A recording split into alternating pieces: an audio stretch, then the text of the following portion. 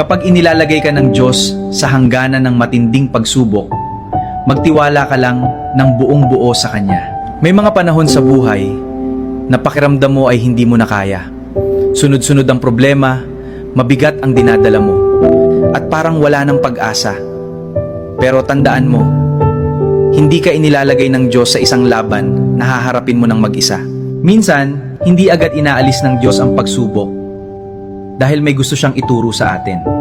Sa bawat hirap na pinagdadaanan natin, mas lumalakas ang ating pananampalataya, mas tumitibay ang ating loob, at mas natututo tayong magtiwala sa Kanya. Kaya sa halip na tanungin ang Diyos ng, "Bakit ako?" subukan mong itanong, "Ano ang gusto mong ituro sa akin?"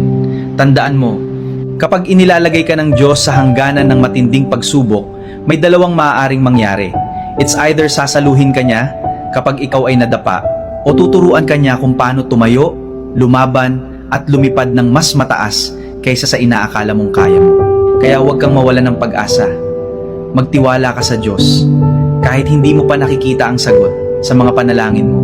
Dahil sa tamang panahon, ipapakita niya sa iyo na ang bawat pagsubok na pinagdaanan mo ay may dahilan, may aral, at may magandang plano sa dulo ng lahat. Kaya magtiwala ka lang palagi sa Diyos dahil Siya ang nakakaalam ng lahat.